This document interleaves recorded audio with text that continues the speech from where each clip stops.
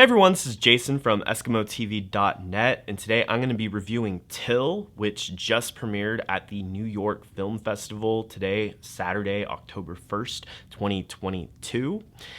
And if you prefer to read my review, you can check that out at EskimoTV.net. I'll be posting that there.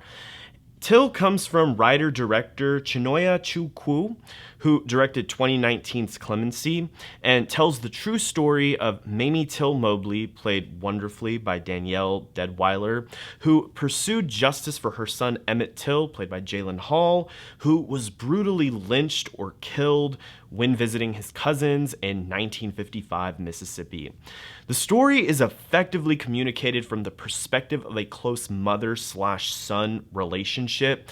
We get to see Emmett, who is called Bo by the family, and his mom share a strong bond between each other. Danielle Deadwyler delivers a fantastic performance, and the screenplay calls for her to teach her son how colored people during this time had to show the utmost respect as to not give anyone a reason to be violent towards them. You can't risk them looking at you the wrong way. Be small, Mamie tells Bo. It is so incredibly sad. The racism woven throughout our country's history is sickening, and this movie not only effectively highlights that aspect of history, but also the grief a mother feels after experiencing the loss of their child, something everyone will be able to have empathy for. Remove the sheet, Mamie tells the woman who is about to show her Emmett's body since it was brutally murdered. This scene is so heartbreaking as we get to experience with Mamie the first look at her son, which you kind of hope maybe it's not that bad, or maybe the creators toned it down, the brutality of these child's wounds for the film. Emmett's innocent childlike face is not even recognizable, and you truly get to see the depths the group of these racist individuals went to when executing this murder. Racial tensions are disgustingly shown to display how cruel people were. There's a scene where a white worker at the court tells the family, there's 8 spots for y'all, and then the rest of y'all have to stand over there.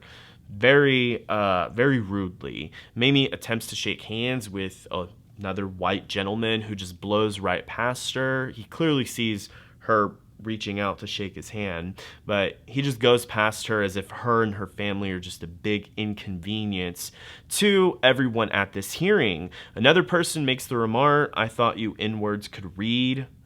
Very rude to this family that's obviously had this traumatic thing happen to them within this court. Additionally, Mamie and her family fear their case will not connect to the all-white jury. The screenplay is written in such a raw manner to showcase the reality of being a person of color in the 1950s.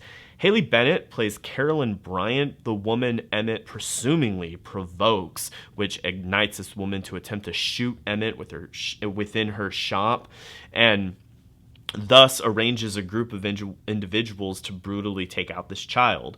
I won't share the details as to what Emmett says or how this interaction occurs in case you happen to not know and maybe want to be surprised as to what went down. But nonetheless, it is an innocent interaction, and Bennett brings forth such a vile, antagonistic presence. I truly hated the character she's portraying, and then to see what she says in the courtroom in front of Emmett's mother is incredibly shocking.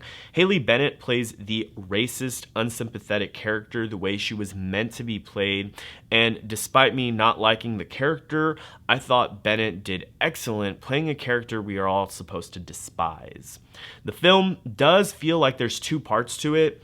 The first hour is focused on the relationship between Mamie and Emmett and the brutal murder itself. The second hour focuses on the court proceedings and the aftermath Mamie experiences with her loss, as well as the forgiveness of the people who at the time of the murder were supposed to be protecting and watching Emmett. The film is a little long, as the film allows multiple scenes that could have been shortened to keep rolling with either silence, showcasing a character grieve, or simply showing a character soak up some anxious news. The film probably could have been 10 minutes shorter, but nonetheless still encompasses a ton of enlightenment on our nation's history and the grief a mother endures when something like this happens to her. So I recommend you all go see this. This is going to be releasing October 14th, and I'm going to be giving Till a B+.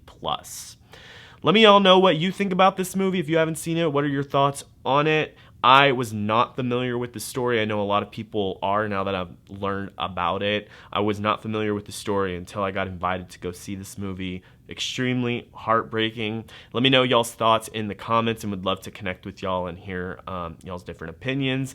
And I definitely, like I said, I think y'all should all go check it out. If you enjoyed this review of Till, go ahead and click that like button. You can also consider subscribing to the channel. And if you want to check out more reviews, you can even check out my website, EskimoTV.net, to see reviews from myself as well as other authors. Thank you all so much for checking this out. Once again, my name is Jason Escamilla from EskimoTV.net.